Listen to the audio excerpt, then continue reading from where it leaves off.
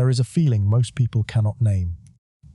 It arrives quietly, without warning, when you notice the same thing appearing in places it was never supposed to be. Not a word, not a sound, a shape, a proportion. A ratio that turns up again and again in civilizations separated by oceans and centuries, in cultures that had no alphabet in common, no shared God, no known road between them. The feeling is not quite wonder and not quite unease. It is something older than both. It is the feeling of recognizing something you were never taught. Stand at the base of the Great Pyramid of Giza just before dawn, when the sky is still the color of deep water, and look up. The structure rises at an angle so precise it seems less like construction and more like intention. Now close your eyes and hold that angle in your mind. Carry it across the Atlantic Ocean, across 2,000 years of silence, and set it down in the high desert plains of central Mexico, where another pyramid rises from the dust in almost exactly the same way. Now carry it further. East across the Pacific, through the monsoon jungles of Southeast Asia, to the stone towers of Angkor Wat, where the same proportional relationship emerges in the distance between towers, in the ratio of enclosure to sanctuary, in the geometry of a civilization that had never heard the word Egypt. And then south, deep into the Amazon basin, where a scanner aboard a small aircraft recently peeled back 600 years of jungle to reveal pyramidal platforms built by a civilization no one knew existed. The same angle, the same relationship, the same quiet insistence on one particular number. This is not a story about pyramids. Pyramids are only the surface. Beneath them, encoded in the angle of every sloping face, hidden in the relationship between height and base, buried inside the geometry of stone laid by hands that turned to dust thousands of years ago, is a single ratio, one number, one proportion. And it appears, with a precision that defies easy explanation, in every major pyramid-building civilization ever discovered on this planet. The number is approximately 1.618. It has been called the golden ratio. It has been called phi. Ancient Greek mathematicians described it as the extreme and mean ratio. Hindu architects called it the measure of heaven. And the ancient Egyptians, who encoded it into the most famous structure on Earth, never gave it a name at all. They simply built it. What you are about to hear is an investigation. Not a theory, not a mythology, not a collection of comfortable coincidences dressed up as revelation. It is an attempt to follow a single thread of evidence across 4 continents and 12,000 years of human history. And to ask, seriously, what it means that the same mathematical ratio sits at the heart of all of it. The answer, if there is one, is stranger and more human than anything you might expect. And by the time you reach the end, you may find yourself looking at the world around you with entirely different eyes. Long before the first stone of any pyramid was ever cut and placed, the ratio that defines them already existed. It was not written in any book. It was not taught in any school. It was simply there, present in the physical world, in a way that made it available to any human being willing to look closely enough. Look at the shell of a nautilus. The creature inside it grows continuously throughout its life, adding new chambers as it expands, and yet the shell maintains its proportions perfectly, from the first tiny spiral to the outermost curve. That consistency is not accidental, it is mathematical. The ratio between each successive chamber's size and the one before it converges with extraordinary precision, on 1.618. The shell does not calculate this number, it simply grows and the number emerges. Look at a sunflower. The seeds its center are arranged in 2 interlocking spirals, one turning clockwise and one counterclockwise. Count the spirals in each direction, and you will almost always find numbers from a sequence. 3 and 5, 5 and 8, 8 and 13, 13 and 21. Each pair of consecutive numbers in that sequence, when divided, produces a ratio that approaches 1.618, with increasing accuracy the further along the sequence you go. The sunflower does not know this. It grows this way because this arrangement allows the maximum number of seeds to fit in the minimum available space. Efficiency, not beauty, is the driver. And yet the result is one of the most visually arresting patterns in nature. Now look at your own hand. Measure the length of your index finger, from tip to the first knuckle, then from the first knuckle to the second, then from the second to the base of the finger. The ratio between successive segments approximates 1.618. This is not universal. Human bodies vary. but it is common enough that mathematicians and anatomists have noted it across cultures, across millennia, in medical texts from ancient India, ancient China, and ancient Greece. The human body, the sunflower, the nautilus shell, the branching of a river delta, the spiral arms of galaxies, millions of light years away, all of them lean toward the same proportion. Ancient cave painters at Lascaux, working by firelight 30,000 years ago, drew animals in proportions that some researchers argue show phi-proximate relationships in the length of limb to body. Mesopotamian clay tablets contain geometric calculations that, when analysed, produce phi-adjacent ratios in their constructions. And in ancient Greece, around 300 BCE, a mathematician named Euclid sat down and formally described what he called the extreme and mean ratio. The division of a line into two segments such that the ratio of the whole line to the longer segment equals the ratio of the longer segment to the shorter. It is the same number, always the same number. The key insight, the one that changes everything, is this. The people who built the pyramids did not need to understand phi as an abstract mathematical concept in order to encode it in stone. They only needed to do what every observant human being before the industrial age did naturally. They needed to watch the world they lived in. They looked at the shapes that sustained their lives, the plants that fed them, the animals that surrounded them, the proportions of their own bodies, and they absorbed a mathematical language so fundamental that it preceded any formal system of notation. When they built their most sacred structures, they built them the way everything around them was built. They built them the way the world grew. And somehow in Egypt, in Mexico, in Cambodia, in Peru, in China, in Bosnia, in Sudan, in the Amazon, the world grew the same way. Here is what the evidence shows, without interpretation, without argument, laid out like objects on a table for you to examine yourself. In Egypt, the Great Pyramid of Giza rises at a slope angle of approximately 51 degrees and 50 minutes. The ratio of its slant height to half its base length is 1.618, accurate to within a fraction of a percent. The ratio of its base perimeter to twice its height is 2 pi, accurate to within 0.05%. These two relationships, phi and pi, the two most fundamental irrational constants in mathematics, are encoded simultaneously in a single structure. In Mexico, the Pyramid of the Sun at Teotihuacán has a base perimeter of approximately 895 meters and an original height of approximately 71 meters. When you divide that base perimeter by twice the height, you get a number within 0.6% of 2 pi. The same calculation, the same result. In Cambodia, the proportional relationships between Angkor Wat's 5 towers, between its outer enclosure and its inner sanctuary, between the length of its causeway and the height of its central spire, encode phi to a degree of precision that multiple independent researchers have confirmed.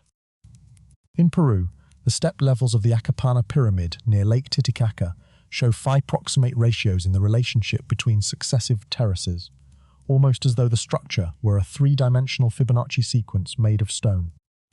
In China, the pyramid mounds of Shaanxi province, over 3 dozen confirmed structures, some potentially the largest pyramids ever built, show angular proportions that, where they have been studied, align with the same geometric logic. In Sudan, the steep angled pyramids of ancient Nubia encode phi not in the same dimensional relationship as Egypt, but in the relationship between slant face and base, the same note played in a different octave. And in the Amazon basin, structures confirmed to exist only within the last decade show proportional relationships in their LiDAR profiles that echo the same angular preference. 4 continents, 12 civilizations, 0 confirmed communication between them. 1 ratio, appearing with a precision that exceeds what chance alone can reasonably explain. There are 2 ways to respond to this evidence. The first is to argue that each civilization independently derived the same proportion through building logic, perceptual aesthetics, and observation of the natural world. The second is to argue that the precision and simultaneity of the pattern requires a different explanation, one that involves either a shared ancient source of mathematical knowledge or something even more fundamental about the relationship between human perception and mathematical truth. Both arguments are serious, both deserve examination, and the answer, as you will discover, may be more interesting than either one. The question of which pyramid came first is not as simple as it sounds. Egypt is the most famous. But fame and age are not the same thing. The oldest pyramid ever confirmed by modern archaeology is not in Egypt. It is not in Mexico. And when you learn where it is, and when you discover that the same ratio appears there too, the pattern you thought you understood begins to shift into something both larger and stranger. That discovery begins now. Every child who has ever opened a history book has been told the same story about the Great Pyramid of Giza. It was built around 2560 BCE as a tomb for the pharaoh Khufu. It took approximately 20 years to construct. 100,000 workers labored under the Egyptian sun to pile 2.3 million stone blocks into the shape that still stands on the Giza Plateau today. It is one of the 7 wonders of the ancient world, and the only one that survives. That is the story. It is neat. It is confident. And in several important ways, the physical evidence does not support it. Begin with the most obvious detail. No mummy has ever been found inside the Great Pyramid. No inscription identifying it as Khufu's tomb. No funerary objects. No canopic jars holding the pharaoh's preserved organs. No wall paintings depicting his journey to the afterlife. The kind of paintings found in virtually every other royal Egyptian burial site ever excavated. What was found inside the king's chamber is a single lidless granite sarcophagus, too large to have been brought through the passages that lead to it, containing nothing. No body, no treasure, no clue. Compare this to the tomb of Tutankhamun, a relatively minor pharaoh buried more than 1,000 years after Khufu, whose tomb contained over 5,000 objects, including 3 nested coffins, golden masks, jewelry, food, chariots, and furniture. The contrast is not subtle.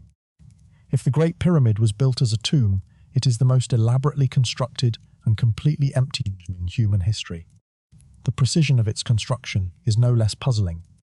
The base of the Great Pyramid covers 53,000 square meters and is leveled to within 2.1 centimeters across its entire span, an error margin of less than 0.1%. The 4 sides are oriented to true north, south, east and west, with a deviation of less than 3/60ths of 1 degree. The 2 million stone blocks, averaging 2.5 tons each, are fitted together so tightly that a human hair cannot be inserted between them in many places.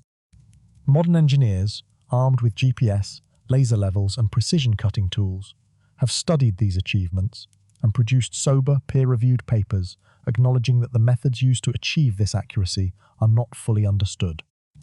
The copper tools and wooden sledges attributed to the builders by conventional archaeology do not explain, in any rigorous mechanical analysis, how these tolerances were achieved at this scale.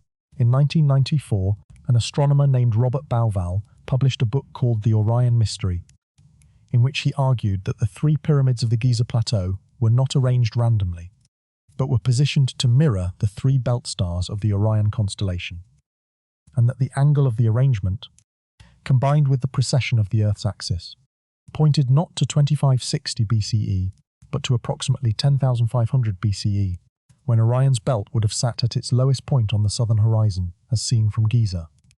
This claim has been contested by mainstream Egyptologists, and the argument is not without flaws. But the astronomical orientation itself, the fact that the pyramids are aligned with Orion's belt at all, has not been seriously disputed. The builders were looking at the stars. The question is how long they had been watching before they built. What the Great Pyramid genuinely is, beyond the unsatisfying label of Tom, may be encoded in the oldest religious writings ever found. The pyramid texts, carved into the walls of later Old Kingdom pyramids beginning around 2400 BCE, describe the pyramid not as a resting place, but as an instrument, a ladder to the sky, a mechanism by which the pharaoh's consciousness could travel between the physical world and the celestial realm. Whether you read this literally or symbolically, it describes a functional purpose. Something was meant to happen inside the pyramid, or because of it. And whatever that purpose was, it was important enough to justify the most extraordinary engineering project in human history. A project whose instruction manual, if it ever existed, has never been found. Now look at the mathematics, because the mathematics is where the strangeness becomes undeniable. The Great Pyramid originally stood 146.5 meters tall. Its square base has a side length of 230.4 meters, giving a half base measurement of 115.2 meters. Divide the height by the half base. 146.5 divided by 115.2 equals 1.272, the square root of phi. The slant height of the pyramid, the distance from the base midpoint to the apex along the face, is approximately 186.4 meters. Divide that slant height by the half base. 186.4 divided by 115.2 equals 1.618. Phi itself accurate to within 1,000th. Now take the base perimeter. 4 sides of 230.4 meters each equals 921.6 meters. Divide by twice the height. 921.6 divided by 293 equals 3.1447. Pi accurate to within 0.45%. This is not one coincidence. This is 3 separate mathematical relationships, involving the 2 most fundamental constants in the history of mathematics, encoded simultaneously in the 3 basic dimensions of a single structure. The unit of measurement the Egyptians used to build it, the royal cubit, is itself unusual. At approximately 52.36 centimeters, it is related to pi in the following way.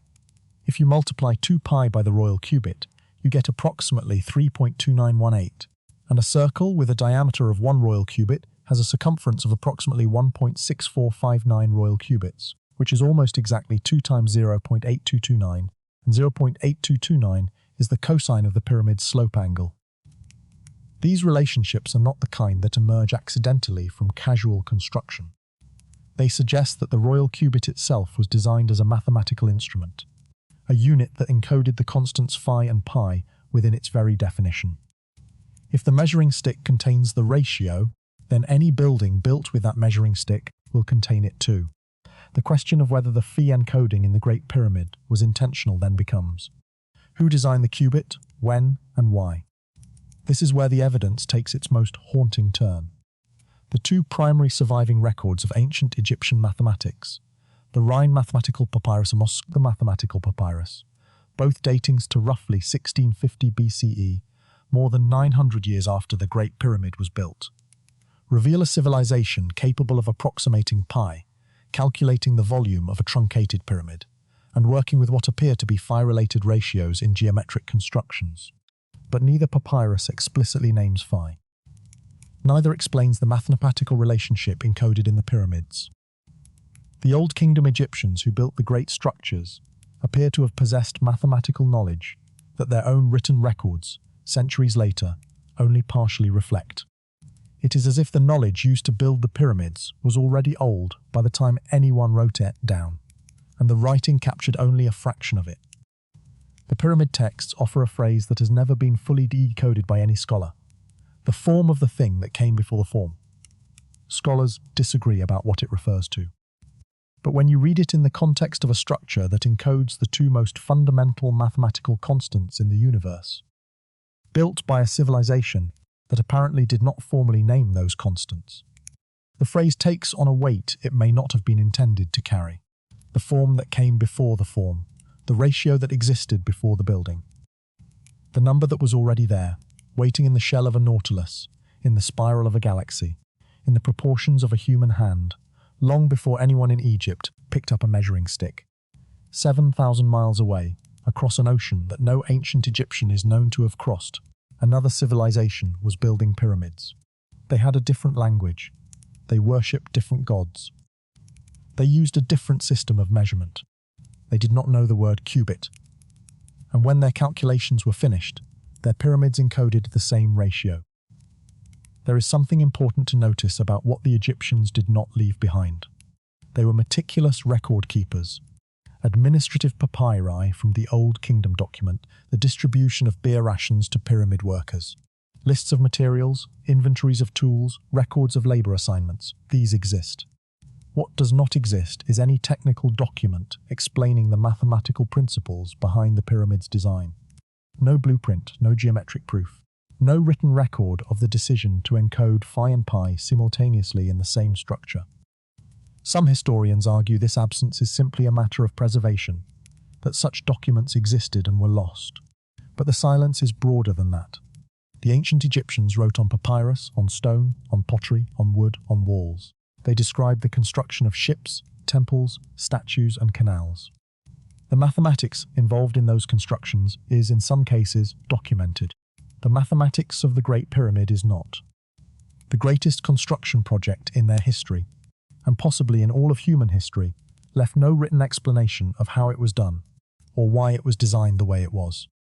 One possibility is that the mathematical principles behind the pyramid were regarded as sacred knowledge, too important and too powerful to commit to a medium as vulnerable as papyrus, and deliberately restricted to an inner circle whose identity and continuity we cannot now trace. Another possibility is more unsettling, that the builders themselves did not fully understand why the proportions they were using were the right ones. That they were following a template whose mathematical basis had been established before their civilization began, inheriting a design they could execute but not explain. The oldest religious writings ever found are not prayers or myths, they are instructions, and the pyramid, their greatest text, is not written in words. It is written in the language that predates all languages, the language of ratio, of geometry, of a number that the universe itself seems to prefer. In a moment, that number will appear again, on the other side of the world, in the ruins of a city that even its builders' descendants could not identify. When the Aztecs arrived at the ruins of Teotihuacán sometime in the 12th century, they walked through a city that had been silent for more than 700 years. The original inhabitants had vanished, not gradually, not through conquest, but suddenly and completely, leaving behind a grid of streets, a complex of temples, and 3 massive pyramids aligned along a road they could not name. The Aztecs, who were themselves a civilization of considerable sophistication, stood in the ruins of this place, and felt, by their own written accounts, a sense of awe so profound it bordered on terror. They could not imagine that human beings had built it, so they concluded that gods had. They named it Teotihuacán, the place where men become gods. And they named the great road that runs through its centre the Avenue of the Dead, because they assumed the low platforms flanking it were tombs, though they were not. Even the Aztecs, the heirs of Mesoamerican civilization, could not read the city they were standing in. At the peak of its power, around 450 CE, Teotihuacán was home to as many as 200,000 people, and was the 6th largest city on Earth. It covered more than 20 square kilometers. Its streets were laid out on a precise grid-oriented 15 degrees east of true north, an orientation that, researchers have argued, was chosen because it aligned the city with the rising of the Pleiades star cluster on a specific date in the local agricultural calendar. Its 3 main pyramids, the Pyramid of the Sun, the Pyramid of the Moon, and the Temple of the Feathered Serpent, are arranged along the Avenue of the Dead in a spatial relationship that multiple researchers have analysed and found to encode both pi and phi at the level of the city's overall plan. The proportional geometry is not in any single structure alone. It is in the arrangement of the structures relative to each other, as if the entire city were a single mathematical instrument, and the pyramids were the notes. The Pyramid of the Sun is the heart of it. It is the 3rd largest pyramid ever built by human hands. Its base is a square with sides of approximately 225 meters, within 1% of the Great Pyramid of Giza's base dimensions. Its original height was approximately 71 meters. These 2 numbers produce, through the same calculation used for the Great Pyramid, a base perimeter to height ratio that approximates 2 pi, the same formula, the same result. Built by a civilization that emerged on the opposite side of the Atlantic Ocean, that never heard of Egypt, that worshipped a feathered serpent deity named Quetzalcoatl, and that used units of measurement derived from the local human body rather than the Egyptian royal cubit. The person who looked most carefully at Teotihuacan's mathematics was a researcher named Hugh Harleston Jr., an engineer and mathematician who spent decades surveying the site and published his findings in the 1970s. Harleston proposed that the city was built using a specific unit of measurement he called the hunab, approximately 1.59 meters, and that virtually every major distance in the city was a whole number or simple fraction multiple of this unit. When those measurements were analysed for their ratios, phi and pi appeared repeatedly, not in isolated spots, but throughout the entire layout. Harleston's work has not been universally accepted by mainstream archaeology, and some of his specific claims have been disputed. But the core mathematical observation that phi proximate ratios appear throughout the Teotihuacan ground plan, with a frequency that exceeds random chance, has been confirmed by independent researchers. Place the Great Pyramid of Giza and the Pyramid of the Sun side by side in your mind. Their base dimensions match to within 1%. Their height-to-base ratios produce pi through the same calculation. Their construction dates differ by more than 1,000 years. Their builders had no known contact with each other, no shared language, no shared religion, no shared system of measurement.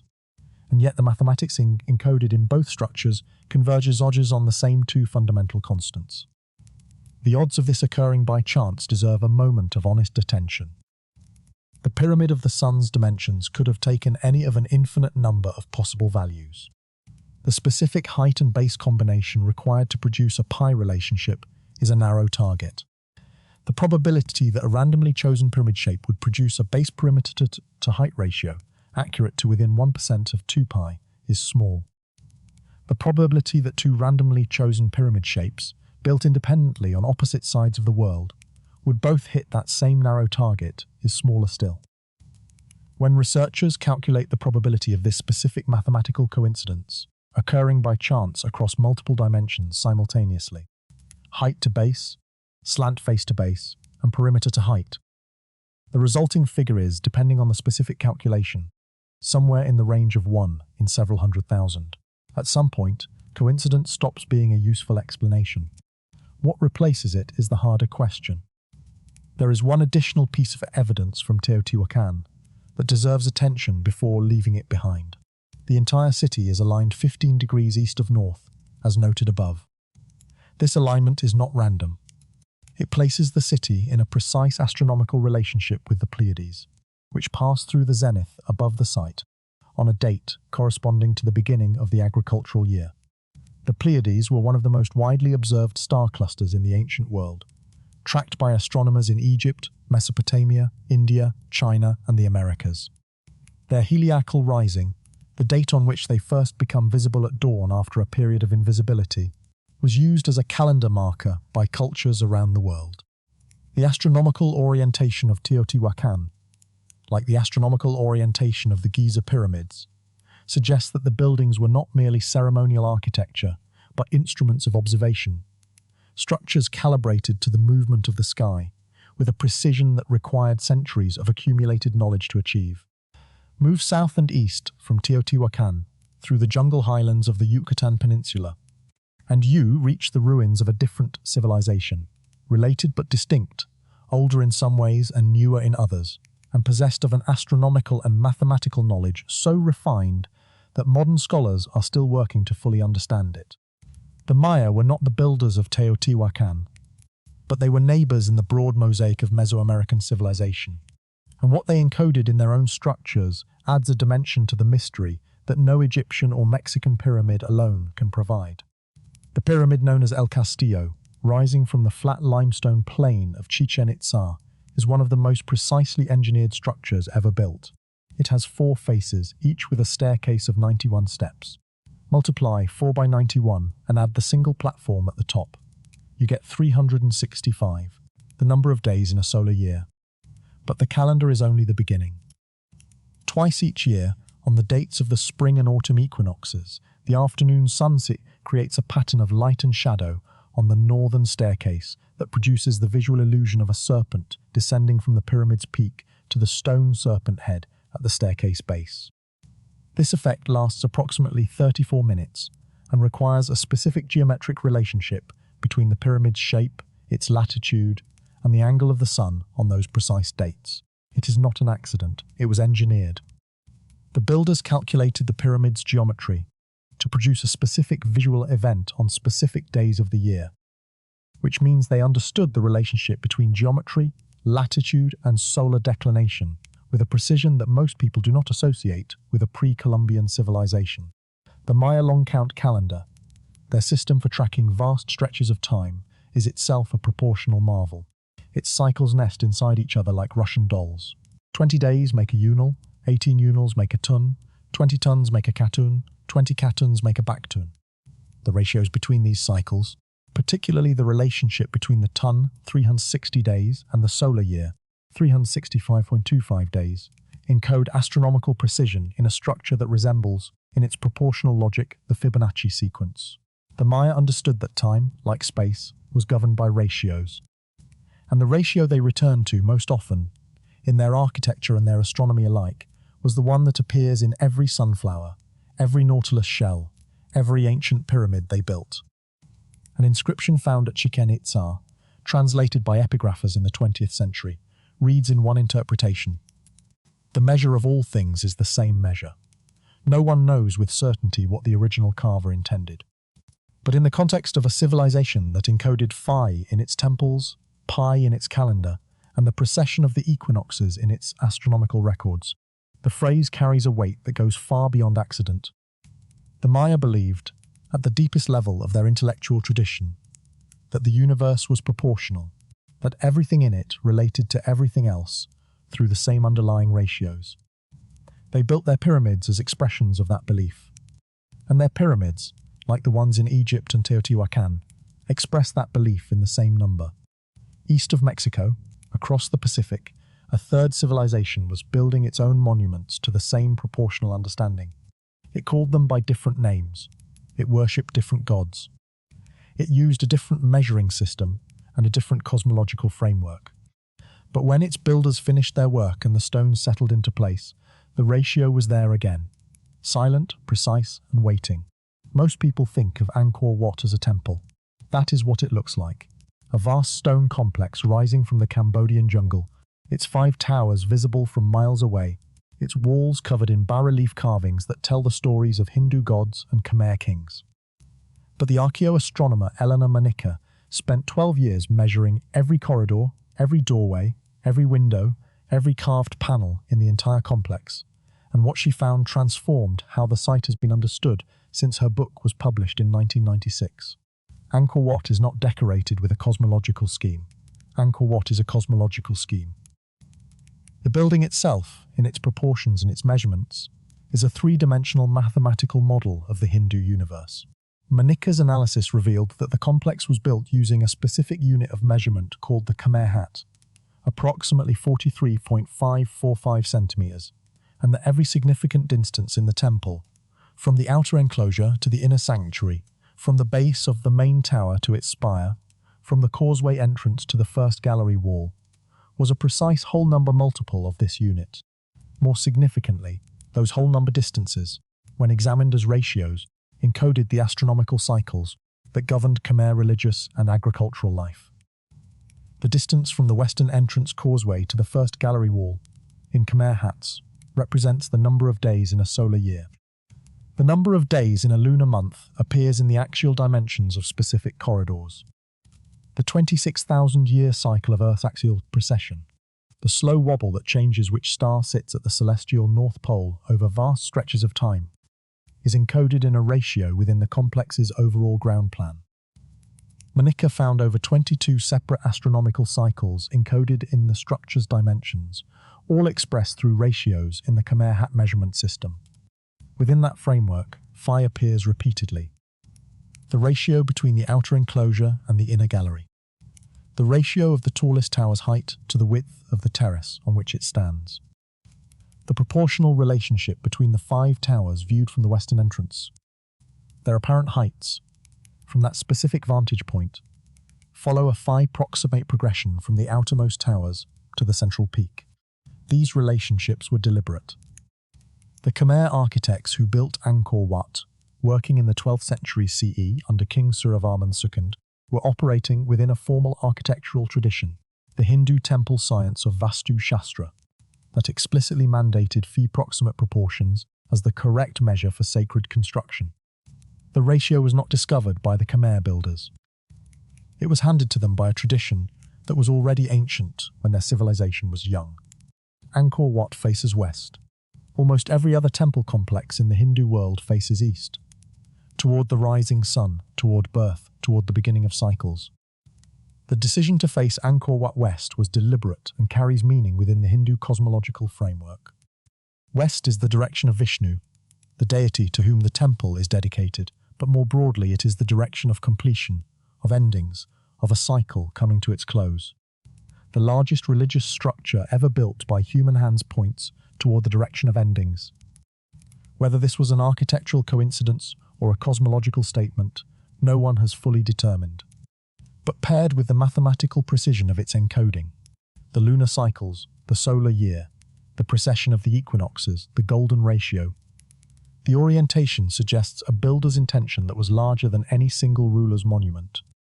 In 1945, a United States Army Air Corps pilot named James Gaussman was flying a supply mission over central China when he saw something below him that he later struggled to describe in official terms. It was a pyramid.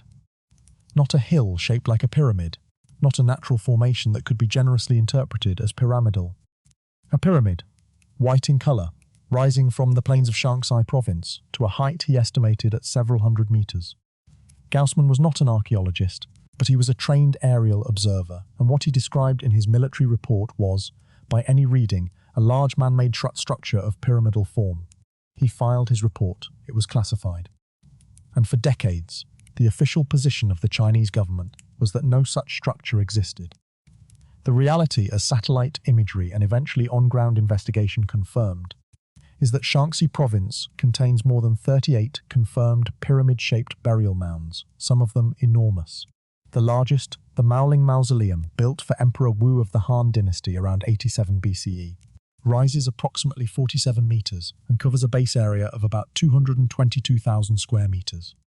Estimates of its original height, before centuries of erosion and deliberate planting of trees to obscure it, range considerably higher. Other mounds in the province, some predating the Han dynasty by centuries, are larger still. Chinese government restrictions on foreign archaeological access to many of these sites, officially as preservation concerns, have limited independent measurement and analysis, but the structures visible in satellite imagery show slope angles and dimensional proportions that, in the assessments of researchers who have analysed the available data, align with the phi-proximate angular relationships seen in Egypt and Mexico. The Chinese pyramid building tradition was not isolated. It sat within a cosmological framework, developed through Taoist, Confucian, and earlier shamanistic traditions, that described the universe as a system of proportional relationships between heaven and earth. The ancient Chinese text known as the Caogongji, the Artificer's Record, dating to roughly the 5th century BCE, contains detailed prescriptions for the proportional design of ritual structures, and the proportional systems it describes encode phi-adjacent ratios in the relationships between platform widths and heights. This is not obscure speculation. It is written in a document that has been studied by historians of Chinese science for over a century.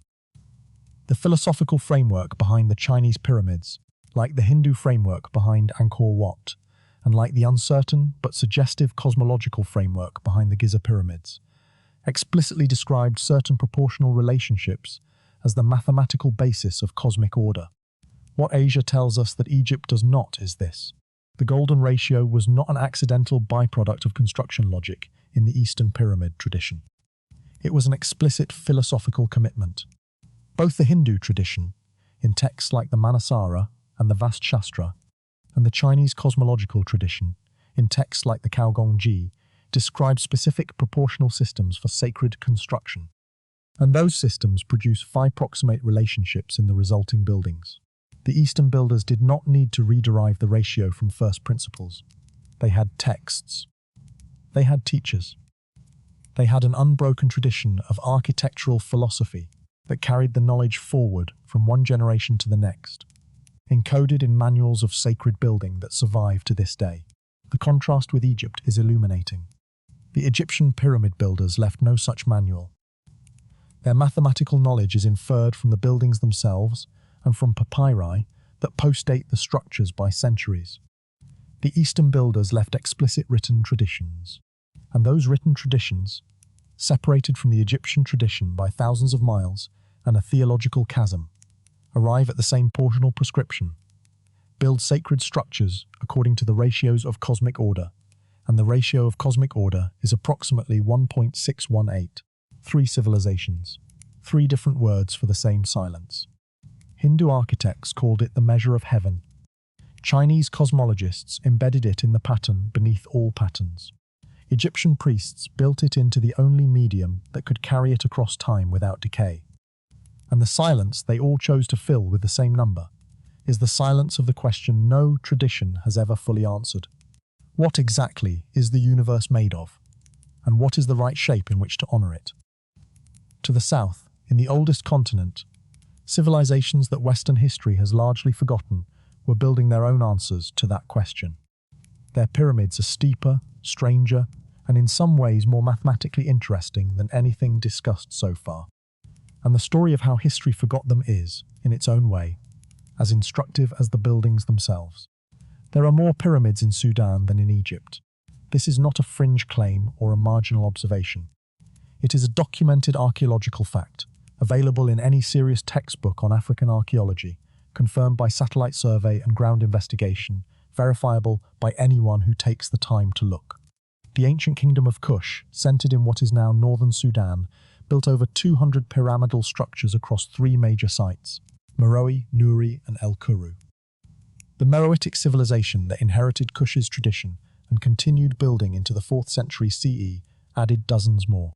The total number of confirmed pyramidal structures in Sudan exceeds the number in Egypt by a significant margin, and yet mention pyramid civilizations in almost any context. Classroom, documentary, podcast, dinner table, and Sudan will almost never come up. The Kushite and Meroitic pyramids look different from their Egyptian counterparts.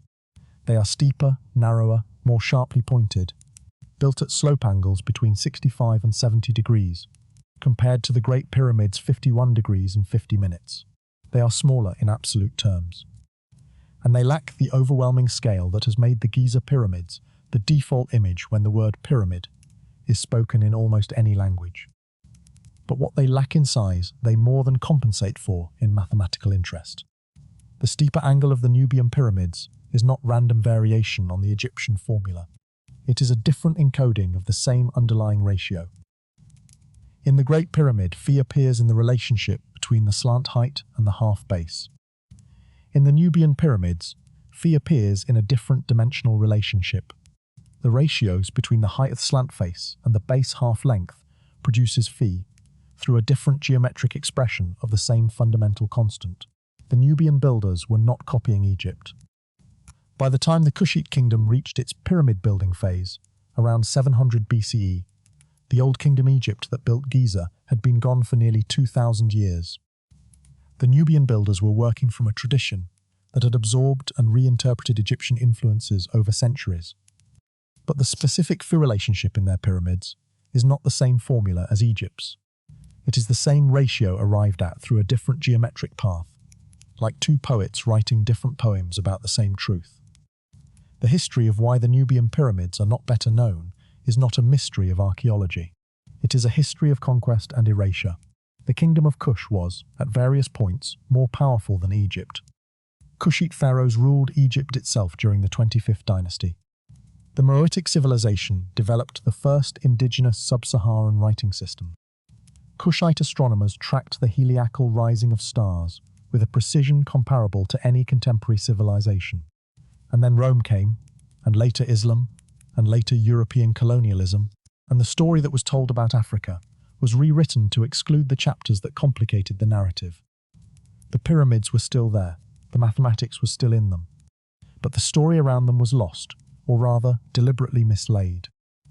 In 2017, a small aircraft flew over the Bolivian Amazon at an altitude calculated to allow its scanning instrument to send 400 million laser pulses through the jungle canopy per flight hour.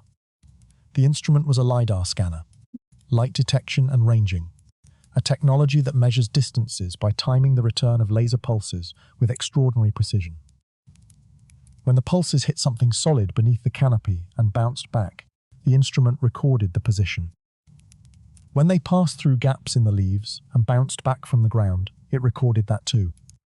The resulting point cloud, processed by computers, produced a map of the ground beneath the jungle, as if the trees were not there, and what it showed stopped the researchers who looked at it. A city, not a settlement, not a cluster of huts.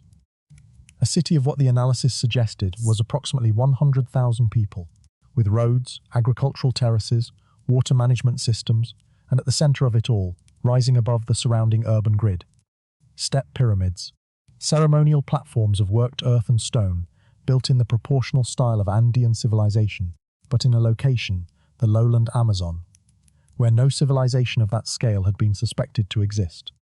The culture responsible, now called the Kasarabe culture, had been known to archaeologists in outline, but the scale of what the LiDAR revealed exceeded all previous estimates. The pyramids visible in the LiDAR data, in their slope profiles, in the relationship between their step levels, in the proportional geometry of their platforms, show phi-proximate angular relationships that multiple researchers in the post-survey literature have noted. This is emerging research. The pyramids of the Amazon have been confirmed to exist for less than a decade.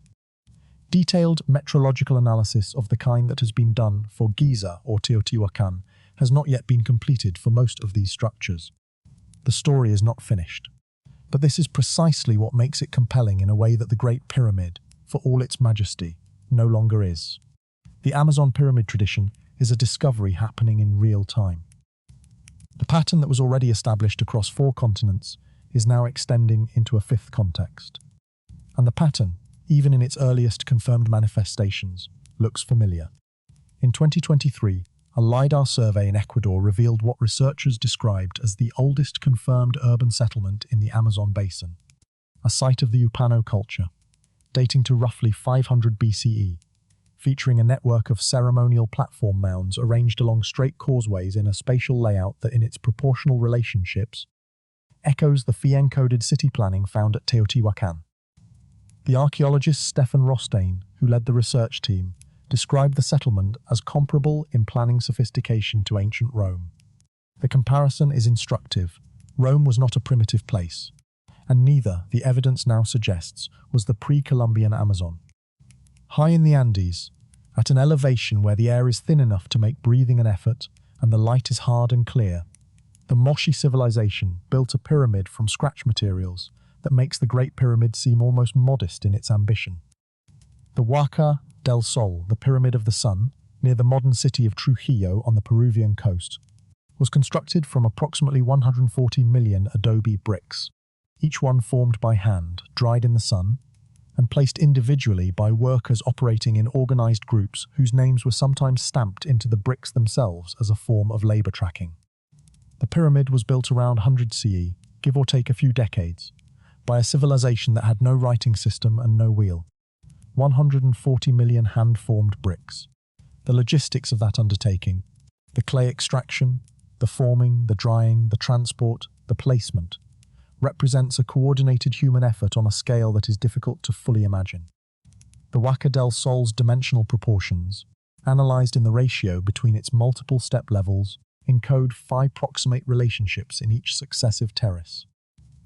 The structure is effectively a 3-dimensional Fibonacci sequence made of adobe, with each level stepping back in a ratio that approaches 1.618 as the structure rises. Move east into the Altiplano of Bolivia near Lake Titicaca, and the Acapana Pyramid at the ancient site of Tiwanaku shows the same pattern in more dramatic form. The Acapana is a 7-level stepped structure whose successive terrace levels reduce in a ratio that produces phi to within a few percent at each step.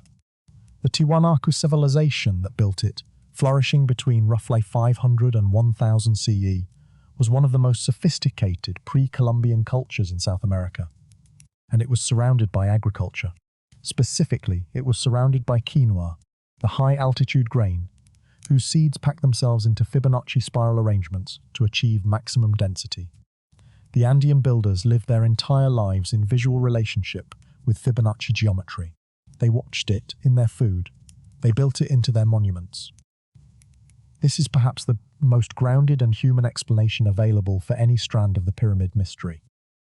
A civilization that drew its proportional system not from abstract mathematics, but from the natural world immediately around them, from the patterns in the plants that kept them alive, from the spirals they saw every day in the fields.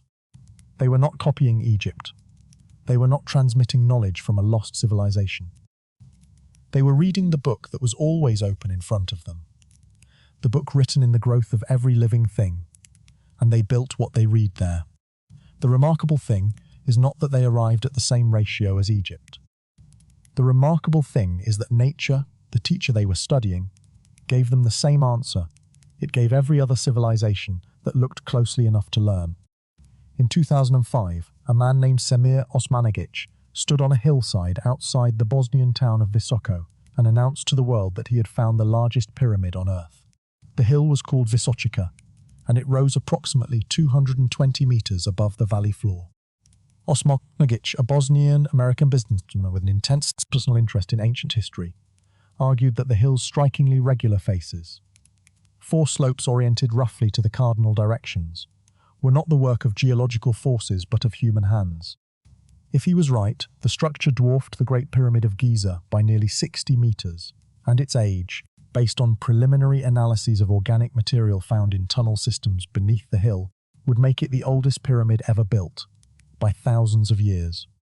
The mainstream archaeological community's response was immediate and largely negative. The European Association of Archaeologists issued a formal statement calling the claims a waste of resources and warning of dangerous consequences for Bosnia's genuine archaeological heritage. Geologists pointed out that the hill's triangular face profiles were consistent with a geological formation known as a flatiron, a natural erosion phenomenon common in areas with layered sedimentary rock. No confirmed human artifacts were found inside the main pyramid structure. No inscriptions. No tools. No evidence of the large-scale organized labor that building such a structure would require. The Bosnian government's own archaeological experts largely distanced themselves from the project. But the story did not go away. Because the physical evidence, examined without either automatic credence or automatic dismissal, is more ambiguous than either side of the debate has wanted to acknowledge. Excavations on the hill's surface revealed large flat stone slabs arranged in geometrically regular patterns, which could be natural, but which, in several cases, have been analysed and found to contain cement-like binders not naturally present in the region's geology. Tunnel systems beneath the hill, some clearly of natural origin, others more ambiguous, contain what appear to be large, worked megalithic stones positioned in configurations that multiple independent researchers have described as artificial. Concrete samples taken from surface stones were sent to 3 separate laboratories in Italy, France, and Bosnia, and all 3 found silicon dioxide and calcium oxide concentrations inconsistent with naturally occurring limestone in the area. None of this is proof of a pyramid, but none of it is nothing. The angular proportions of Visočica Hill, measured from satellite data and ground survey, approximate the same approximate slope angles as the Egyptian and Mesoamerican pyramid traditions. If the hill is natural, this is an interesting coincidence. If the hill was shaped by human hands, if, at some point in the distant past, people found a naturally occurring hill with promising geometry and deliberately cut its faces to the precise slope angle they considered sacred, then what they were doing was identical in principle to what every other pyramid-building civilization did, encoding the golden ratio into the most permanent material available. The question of whether this particular hill is natural or artificial is genuinely unresolved. What is not unresolved is what the hill looks like, and what it looks like is a pyramid built to the same proportions as every other pyramid in this story. Bosnia is not the only place in Europe where structures with pyramid-like geometry and approximate proportions have been identified. The ancient burial mounds of Neolithic Europe are a largely unexamined chapter in this story.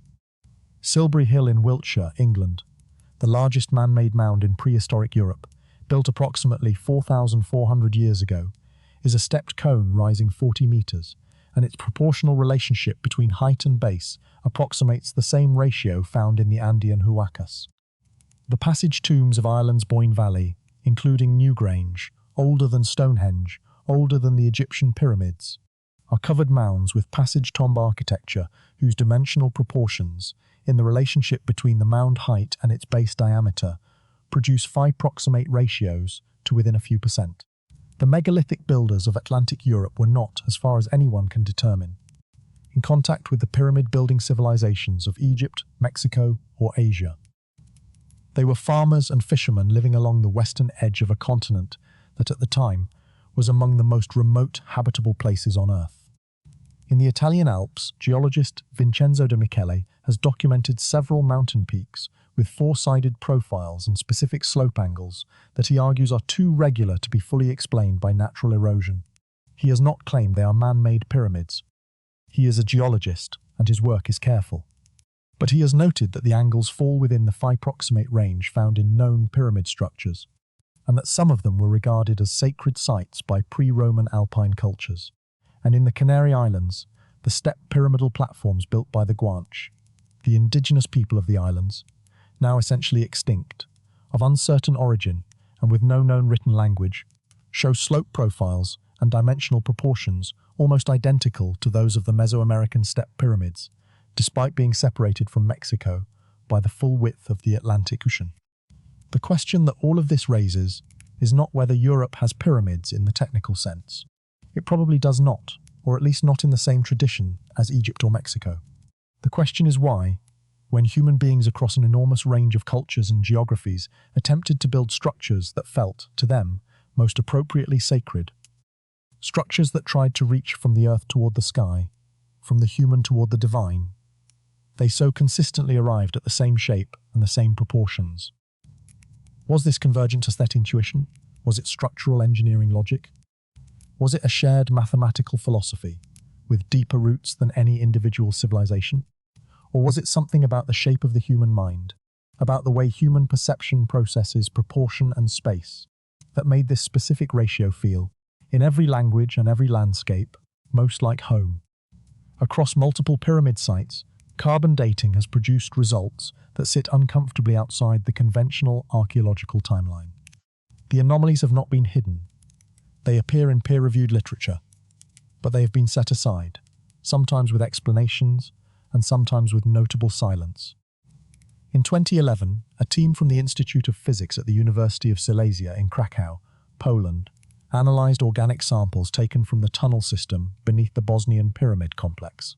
The samples, leaf and biological material embedded in the tunnel walls, were dated using standard accelerator mass spectrometry methods. The result was approximately 24,000 BCE, 26,000 years ago. If the tunnels are natural, this date tells us only when those biological materials were deposited by geological processes. If the tunnels are artificial, it tells us something far more difficult to absorb, that organized human construction activity in this region predates the most ancient confirmed civilizations by more than 15,000 years. The Bosnian date is the most extreme, and it should be held with appropriate caution. But it is not alone. Wooden artifacts found in the shaft system of the Great Pyramid, wooden items used in the construction process, not the building's subsequent history, have been reanalyzed using updated radiocarbon calibration curves and have produced dates suggesting construction activity that may predate 3000 BCE, pushing against the conventional timeline. And the Carol civilization in Peru, already accepted by mainstream archaeology as one of the oldest in the Americas, contemporaneous with Old Kingdom Egypt at roughly 3000 BCE, has recently produced reanalyzed material suggesting even earlier occupation and building activity at the site, potentially pushing its origins back by several centuries. Carbon dating is an imperfect tool. The method is well understood in its principles and limitations. Individual results can be skewed by contamination, by the reservoir effect, by calibration uncertainties. No single carbon date can rewrite history. But the pattern across multiple sites and multiple independent laboratories is at minimum a signal worth taking seriously. The stones, as one researcher has written, do not lie. They simply wait for the right questions to be asked of them. If the timeline of pyramid construction is genuinely older than the conventional record suggests, if the impulse to build phi-encoded structures in stone reaches back not 4,000 years but 10 or 20,000, then the question of where this knowledge originated becomes simultaneously more pressing and more strange. And one answer to that question, long dismissed as mythology, is beginning to accumulate more physical evidence than most people know. In the 1990s, a toxicologist named Svetlana Balabanova was examining the preserved tissue of ancient Egyptian mummies held in the Munich Museum, looking for evidence of substances used in the mummification process, when she found something her instruments were not supposed to find: cocaine. In the hair, skin, and bone of mummies dating to approximately 1000 BCE, she detected metabolites of cocaine, a substance produced exclusively by the coca plant, a species native to South America. She also detected nicotine, a compound found in tobacco, also a New World plant. Balabanova published her findings. The reaction from the archaeological community was, predominantly, disbelief. The results were attributed to contamination. They were dismissed. The mummies were reanalyzed. The results were confirmed. They were dismissed again. In the years since, independent teams in Germany, Australia, and the United States have reanalyzed different mummies from the same period and found similar traces. The findings have not been universally accepted. The contamination hypothesis has its adherents, and there are legitimate methodological questions about how these substances could have been preserved and detected after 3,000 years of burial.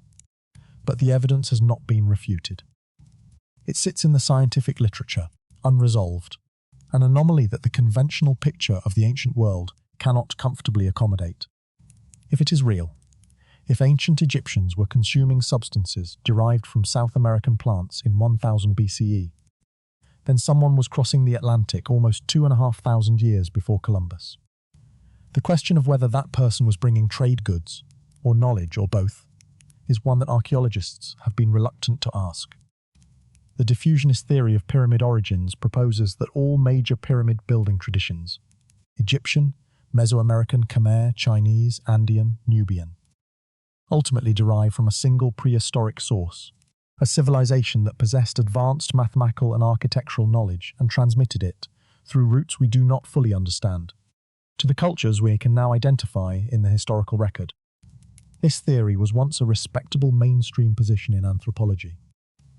It fell out of favour in the mid-20th century, when an overcorrection against Victorian-era diffusionism, which had been used to deny indigenous agency to non-European civilizations, arguing that every cultural achievement must have originated in Egypt or Greece, led the academic pendulum to swing hard toward isolationism, the position that similar achievements in different cultures are always independent developments. The overcorrection, like most overcorrections, went too far. It is one thing to say that indigenous cultures are fully capable of independent innovation. They are. It is another thing to say that mathematical and architectural specificities as precise as a shared phi encoding across 12 civilizations on 4 continents can be explained entirely by independent parallel development. Both things can be true simultaneously. Indigenous cultures were fully capable of extraordinary innovation, and the mathematical precision of the shared pattern still requires a better explanation than coincidence. The strongest version of the diffusionist argument rests not on any single piece of evidence, but on the cumulative weight of anomalies. The cocaine and tobacco in Egyptian mummies. The presence of what appear to be distinctly non-African plant species in Egyptian tomb art. The Sea Peoples, a mysterious confederation of maritime cultures who appear in Egyptian records around 1200 BCE and whose origin remains one of the greatest unsolved puzzles in ancient history. The Phoenicians, confirmed by modern archaeology to have reached the British Isles and possibly West Africa, who may have ranged further than any written record acknowledges. The Lapita people of Oceania, who settled islands across an enormous stretch of the Pacific with navigational precision that modern researchers have only recently begun to appreciate. The ancient world was not as isolated as the textbook version suggests. Oceans were highways, not barriers, for cultures with the knowledge to navigate them. Before dismissing the possibility of a prehistoric Sorsoy civilization, it is worth pausing on a site in southeastern Turkey that most people have never heard of, and that has, since its excavation began in 1994, required a fundamental revision of the academic timeline of organized human civilization. Göbekli Tepe is a hilltop site containing multiple rings of carved stone pillars, the largest of which stand over 5 meters tall and weigh up to 20 tons. The pillars are decorated with detailed bas-relief carvings of animals: foxes, boars, herons, scorpions, vultures, executed with a skill and artistic sophistication that when the site was first excavated seemed impossible for its attributed date. Carbon dating of organic material in the fill around the pillars places the construction of the oldest layers at approximately 11,500 years ago, around 9500 BCE. That is 6,000 years before Stonehenge, 7,000 years before the Great Pyramid of Giza. The people who built it, according to the conventional archaeological record, were hunter-gatherers.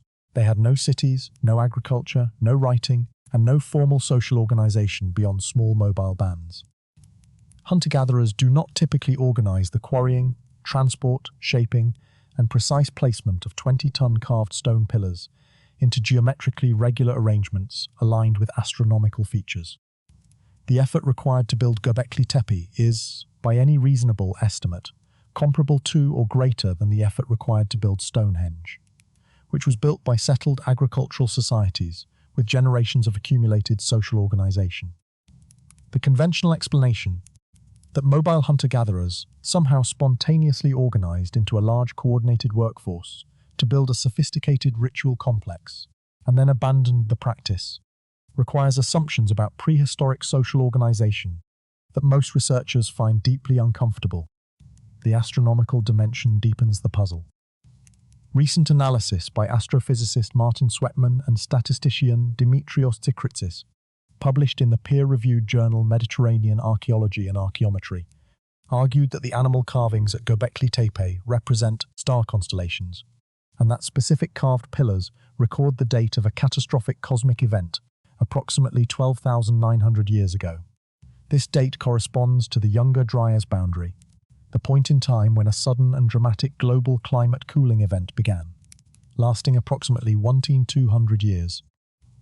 Multiple peer-reviewed papers, including studies published in Proceedings of the National Academy of Sciences, have proposed that this cooling was triggered by a large comet impact or airburst over the northern hemisphere, which would have caused catastrophic fires, flooding, and the collapse of whatever human cultures existed at that time.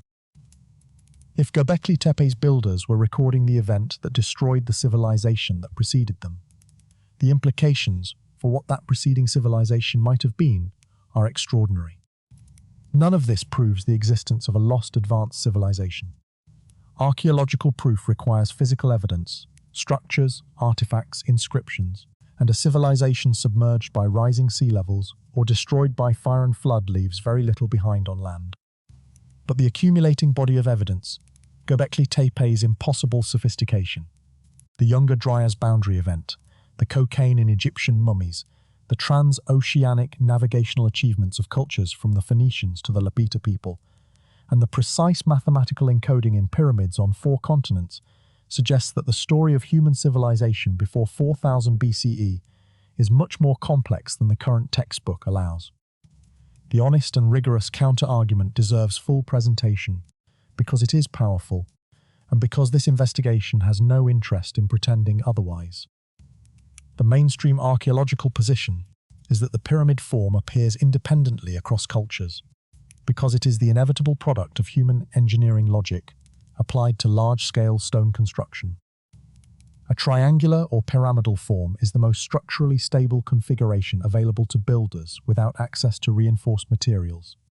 The load distributes downward and outward, preventing catastrophic collapse. Every ancient culture that attempted to build large stone monuments without the tensile strength of steel or concrete would naturally converge on this shape through trial and error. The ones that didn't build pyramids, they built columns, arches, domes, were using structural systems that required more advanced understanding of material properties.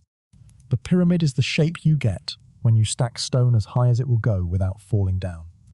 The phi encoding, in this view, is not deliberately placed but naturally emergent.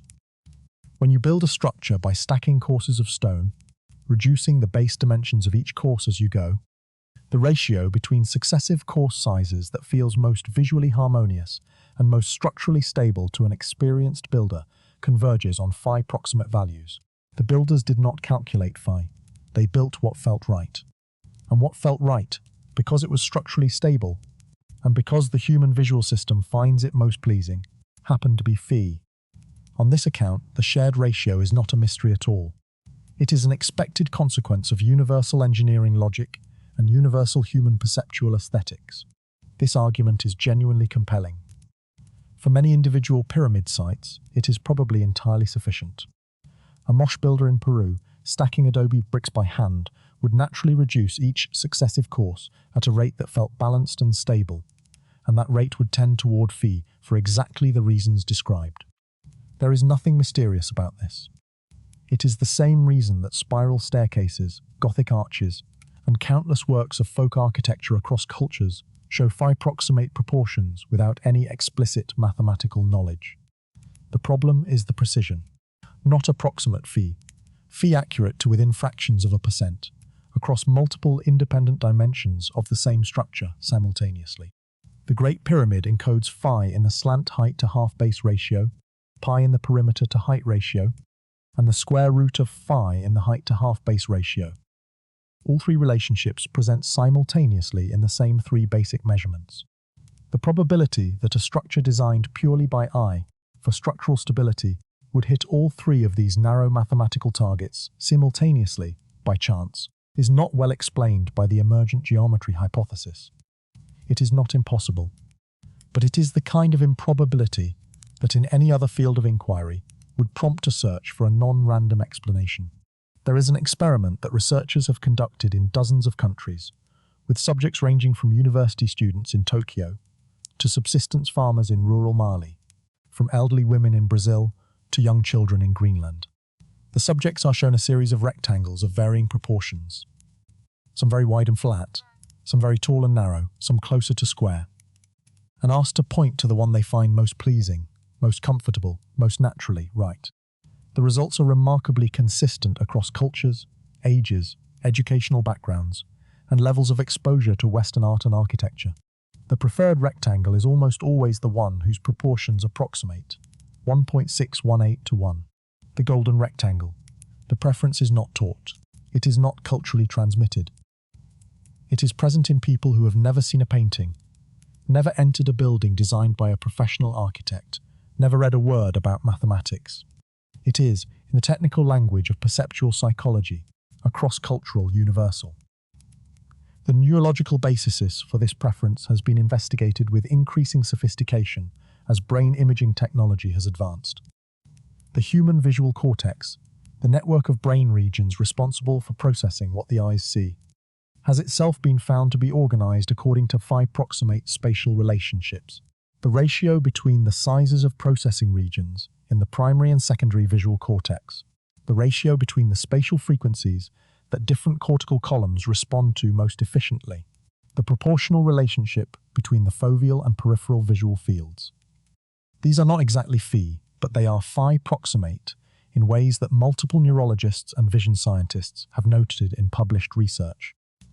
One researcher, Sabine Hossenfelder, has argued that the visual system's phi proximity is a consequence of evolutionary optimization, that a visual system organized according to golden ratio proportions processes spatial information more efficiently than one organized otherwise, and so evolution selected for it over millions of years. If this is true, and it is a hypothesis, not a settled conclusion, then the ancient pyramid builders were not encoding phi in their sacred structures because they had derived it mathematically. They were encoding it because it was the proportion that felt most naturally right to their eyes, their hands, their bodies. It resonated with the architecture of their own perceptual systems in a way no other proportion did. When the builders of the Great Pyramid looked at a structure built to phi proportions and said, in whatever language they used for the concept, "This is correct," they were responding to a resonance between the structure's geometry and the geometry of their own visual processing.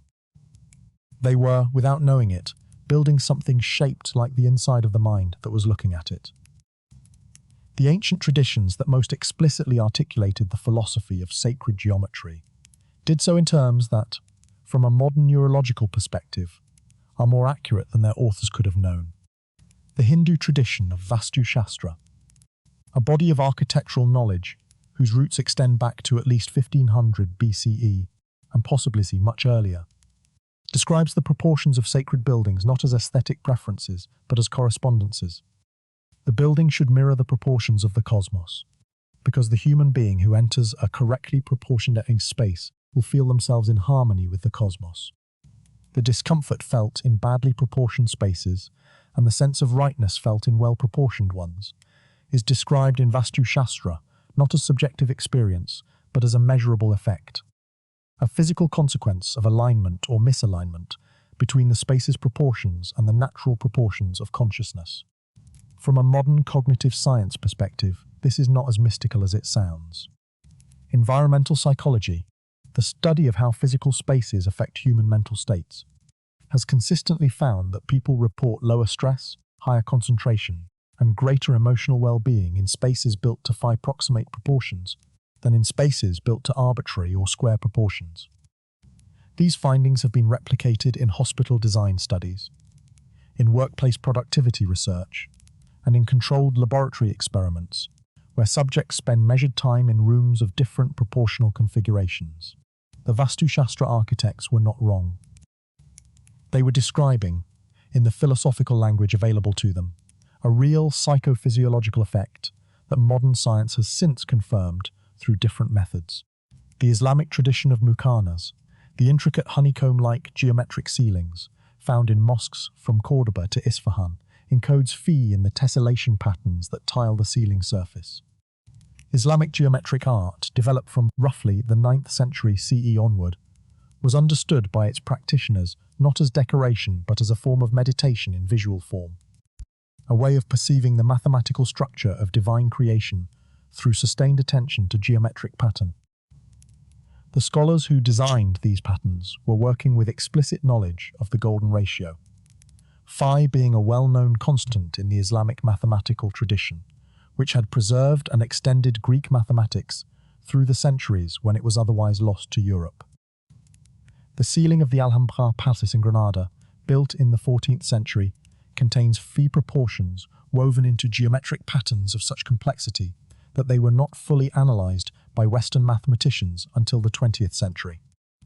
The builders knew exactly what they were doing, and what they were doing was giving the eye something whose proportions matched the architecture of the eye itself. The Fibonacci sequence is not an abstraction. It is nature's preferred growth algorithm, and it is worth understanding clearly, because it is the thread that connects every biological instance of phi to every architectural instance of it. And understanding that connection dissolves what might otherwise seem like a mysterious coincidence into something both simpler and more profound. Start with the number 1. Add the number before it. Also 1 at the beginning. You get 2. Add 2 and 1 and you get 3. Add 3 and 2 and you get 5. Add 5 and 3 and you get 8. The sequence goes 1, 1, 2, 3, 5, 8, 13, 21, 34, 55, 89, 144. Each number is the sum of the 2 before it. Now divide each number by the 1 before it. 2 divided by 1 is 2. 3 divided by 2 is 1.5. 5 divided by 3 is 1.667. 8 divided by 5 is 1.6. 13 divided by 8 is 1.625. The ratios oscillate, converging from both sides, approaching a limit that they never quite reach but grow ever closer to. 1.618. Phi, the Fibonacci sequence, is not a human invention. It is the growth pattern that appears when any biological system divides and regenerates itself in the most efficient possible way. A plant growing new leaves in a Fibonacci spiral maximizes each leaf's exposure to light and minimizes overlap with existing leaves.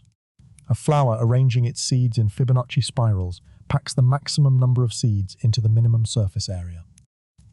A nautilus building new chambers in a Fibonacci spiral grows continuously while maintaining consistent proportions. Each new chamber is larger than the last but shaped identically to it.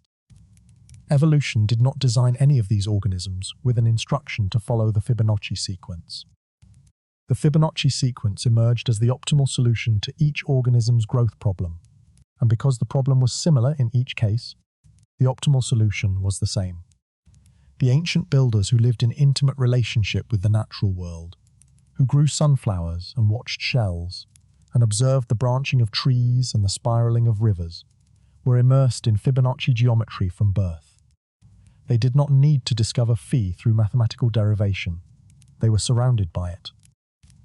When they built their most sacred structures, they built them the way everything around them grew.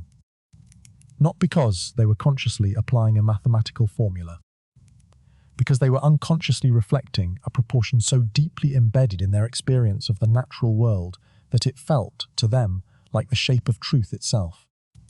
In 1887, a French architect named Charles-Édouard Jeanneret, later known to the world as Le Corbusier, was a young man studying in the Bibliothèque Nationale de France. reading everything he could find about proportion and architecture. Decades later, in the 1940s, he developed a proportional system he called the modular, derived from the human body's phi proportions, and used it to design buildings he intended to feel harmonious to their occupants at an almost biological level. He published the system in 1948 and applied it to some of the most influential buildings of the 20th century, including the Unité d'Habitation housing complex in Marseille and the Chandigarh government district in India. Le Corbusier was not mystical about this. He was an engineer's engineer, interested in efficiency and function. He used phi because, in his systematic study of human perception and architectural history, he concluded that it produced the most livable spaces. He was, without intending to be, doing exactly what the builders of the Great Pyramid had done 4,000 years earlier. The Twitter bird logo, the simple silhouette of a bird in flight that became one of the most recognized symbols on Earth before the platform's recent rebranding, was constructed using a grid of interlocking circles whose sizes follow the golden ratio progression. The designer, Martin Grasser, confirmed this in a public presentation of his design process. The Apple logo, the bitten apple that has appeared on hundreds of millions of devices, was analyzed by independent designers who demonstrated that its proportions are constructed on a phi grid, with each curved section relating to the adjacent one in golden ratio proportions. Whether this was a deliberate design decision at Apple or an emergent consequence of trained designers applying proportions that felt visually right, the result is the same.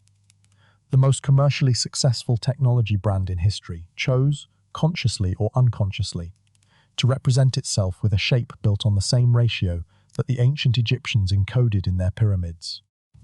Notre Dame Cathedral in Paris. Built beginning in 1163 CE, nearly 5,000 years after the Great Pyramid, has a west facade whose proportions follow the golden ratio in the relationship between the height of the towers and the height of the central rose window level, and between the width of the facade and the height of the lower level. Gothic cathedral builders across Europe worked from a tradition of proportional sacred geometry that was explicitly passed down through the guild system of medieval stonemasons. The same guild system that, under a different name and with additional layers of ritual and philosophy, eventually became Freemasonry. The knowledge that certain proportions produced spaces that felt sacred, that resonated with something in human consciousness, that was not fully articulable in language, was treated by the medieval builders as a professional secret, a form of craft knowledge more valuable than any individual blueprint. Beethoven's Fifth Symphony, analyzed by the musicologist Roy Howatt, shows a golden ratio relationship between the movements, the climactic moment of the entire symphony, where the final movement erupts from the scherzo, falls within a fraction of a percent of the golden ratio point in the symphony's total duration. Similar analyses have been performed on compositions by Debussy, Bartók, and Bach, with similar results. Whether these composers consciously applied phi, or whether the temporal proportions simply emerged from their intuitive sense of dramatic timing, the pattern is present. The same ratio that governs the spatial proportions of pyramids, governing the temporal proportions of music. The fact that phi has never left human civilization, that it runs continuously from the Great Pyramid to the iPhone, from Angkor Wat to Beethoven, from the Nubian pyramids to the architecture of Gothic cathedrals, is a clue that has been sitting in plain sight for the entire length of this investigation. If the ratio had been the property of any single culture or any single historical moment, it would have appeared and disappeared that culture. Instead, it appears and reappears in every century and on every continent as regularly as spring. This is not the behavior of a cultural tradition. It is the behavior of a fundamental truth. And yet the full implications of this observation have been underappreciated. Modern civilization, in its rapid urbanization and its immersion in artificial environments, has to a significant extent lost the sensory education that made the golden ratio so naturally obvious to pre-modern builders. A person who has never watched a sunflower grow, never held a nautilus shell, never observed the branching of a river from a hillside, a person whose visual experience consists primarily of rectangular screens, flat-walled rooms, and straight-edged streets, does not naturally encounter Fibonacci geometry in their daily life. The proportion that was once inescapable is now escapable. And when it is escaped, when it is no longer absorbed through daily experience of the natural world, it begins to feel like a secret. Something hidden, something forbidden, something that requires special knowledge to access. The pyramids are not the location of the secret. The pyramids are the response to its loss. They are structures built by civilizations that understood, at some level, that knowledge which exists only in the living memory of a culture can disappear when that culture ends. Stone cannot be burned. Geometry cannot be translated incorrectly. A ratio encoded in the physical dimensions of a structure survives every empire, every language death, every flood, every fire, every conquest. The builders did not put the golden ratio in their pyramids because they wanted to impress future civilizations. They put it there because they wanted future civilizations to remember it. They were building not for their own time, but for a time when people would have access to measuring instruments and mathematical knowledge and would need to be reminded, firmly, permanently, unmistakably, that this particular proportion is the one the universe prefers. If the pyramids are messages, they are addressed to anyone capable of measuring what they see. And the content of the message, stripped of all mysticism and all mythology, is this: we saw the pattern. We encoded it in stone. We built it large enough that it cannot be missed, and permanent enough that it cannot be destroyed. We built it so that when your instruments are precise enough to measure it, you will find not noise, but signal. Not the random scatter of accidental construction, but the deliberate, precise, multidimensional encoding of the two most fundamental mathematical constants in the universe, placed there by human minds as an act of communication across time. The message is not in a hidden chamber. It is not written in a forgotten language. It is not encoded in a cipher that requires secret knowledge to break. It is in the angle of the sloping face. It is in the ratio of the height to the base. It is in the relationship between the slant and the foundation. Anyone who can measure and divide has already broken the code. The pyramids have been transmitting their message continuously for thousands of years, to anyone who looked carefully enough to receive it. What the message means, whether it represents a sophisticated mathematical philosophy, a record of a natural observation, a transmission from a prehistoric civilization, or something about the human mind that transcends all of these explanations, is a question this investigation has not definitively answered. Because the honest answer is that no one has definitively answered it. The evidence points in multiple directions simultaneously. The mystery is genuine. And genuine mysteries, unlike solved ones, remain useful, because they keep the mind open, keep the questions alive, keep the measuring tape in the hand rather than folded away in a drawer. The pyramids were built by human beings. Whatever knowledge they encoded, whatever intention lay behind that encoding, whatever chain of transmission or independent discovery produced the same ratio in so many different places and times. Human hands cut the stones, and human minds designed the angles. The most extraordinary thing about the mystery of the golden ratio in the world's pyramids is not the ratio itself. It is the people.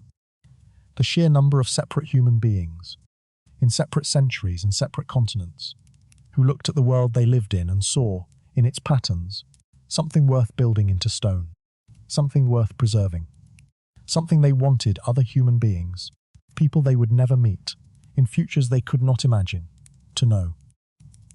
The last pyramid built in the ancient world was not the last expression of the tradition that produced it. Traditions do not end with their most visible monuments. They continue, sometimes underground, sometimes in plain sight, sometimes encoded in the practices of craftspeople and philosophers who do not fully understand the depth of what they are carrying. The knowledge that certain proportions produce spaces and structures that resonate with human consciousness, that feel, in some not quite definable way, most like the world as it ought to be. Move through history in the bodies and hands of builders, long after the last Egyptian pharaoh was buried, and the last Mayan pyramid was swallowed by jungle. Medieval Europe's master builders, the masons, the cathedral architects who raised the spires of Chartres and Notre Dame and Cologne, worked from proportional systems that were explicitly transmitted through the guild tradition as sacred craft knowledge. The guilds were not secret societies in any dramatic sense. They were professional organizations that protected proprietary knowledge from competition, as trade guilds always have. but the knowledge they protected included the proportional systems of sacred architecture. Systems that encoded phi in the relationship between nave height and width, between tower base and spire, between the entry portal and the rose window above it. This knowledge was described in guild documents not as mathematics but as the art of the compass, the art of constructing proportion through geometric construction rather than numerical calculation. You could teach a builder to produce phi without ever telling him the number 1.618, simply by showing him how to divide a line correctly with a compass and straight edge. The number was in the construction, not in the name. In the Islamic world, the tradition was even more explicit. Islamic mathematicians, working in the 9th and 10th centuries CE, had full theoretical knowledge of phi. It appeared in their analyses of the regular pentagon and in their studies of the works of Euclid, which they had translated, preserved, and extended. Islamic architects applied this knowledge to the design of mosques, madrasas, and palaces, with a theoretical rigor that their medieval European counterparts lacked. The muqarnas ceilings, the geometric tilework of the great mosques, the proportional systems of the Persian garden. All of these were phi encoded in ways that were understood as both mathematical and spiritual, the geometry of the physical space reflecting the proportional structure of divine creation. The tradition did not end with the medieval period. It continued in Ottoman architecture, in Mughal building, and in the living practice of Islamic geometric art that extends to the present day. In India, Vastu Shastra, never fully interrupted by conquest or colonialism, continued to be applied to temple construction and eventually to domestic architecture throughout the modern era. Today, it is experiencing a significant revival, with architects in India and across the Indian diaspora deliberately reintegrating its proportional principles into residential and commercial design.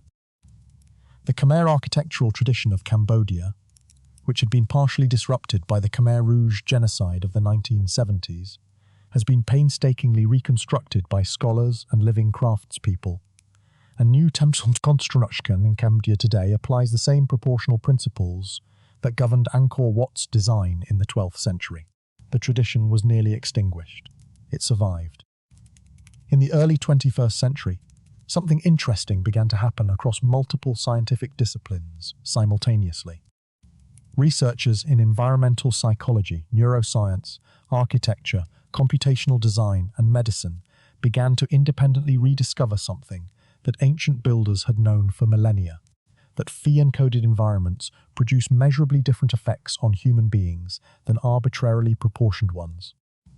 A study published in the Journal of Environmental Psychology in 2018 found that patients recovering from surgery in hospital rooms designed with phi-proximate wall proportions required, on average, 8.5% less pain medication than patients in rooms with standard rectangular proportions, reported significantly lower anxiety scores, and were discharged an average of 0.9 days earlier. The study controlled for lighting, color, view quality, and room size. The phi proportion of the walls was the only variable. It was a modest study with a modest sample size, and its conclusions require replication at larger scale. But it was the fifth study in a decade to find measurable physiological effects from phi-encoded spaces, and its results were consistent with all four predecessors.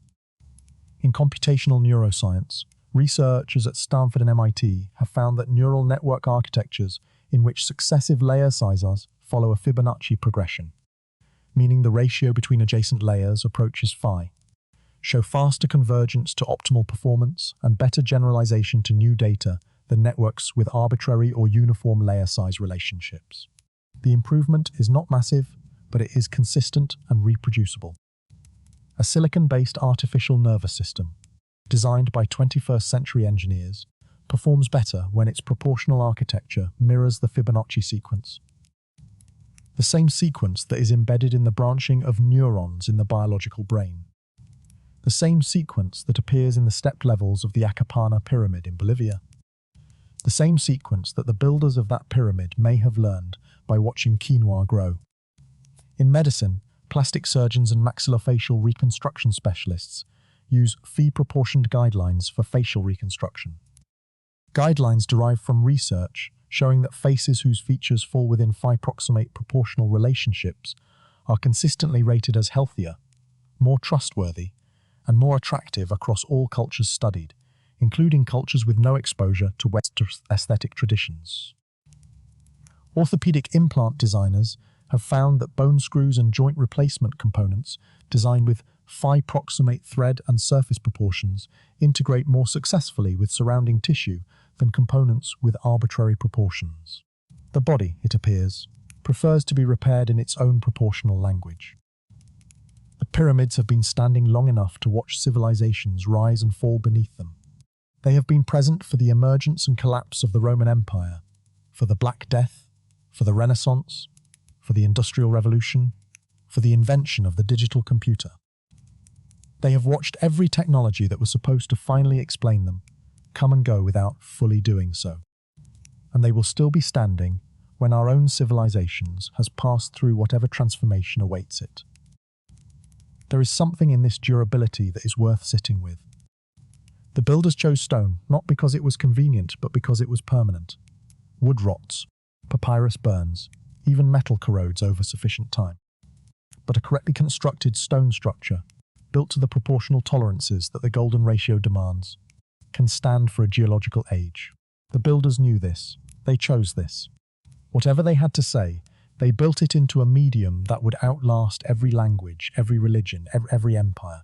A medium that could only be read with eyes and a measuring instrument, requiring no interpreter, no translation, no tradition to keep it alive. What they built is still there. What they said is still legible. The ratio is still in the stone, waiting for each new generation of observers to discover it again. And to ask, with fresh wonder, the question that this investigation began with, and that it now closes with, not as a defeat, but as an invitation. Why is the universe shaped this way? The stone face of a pyramid, catching the morning light at an angle of precisely 51 degrees and 50 minutes, does not answer.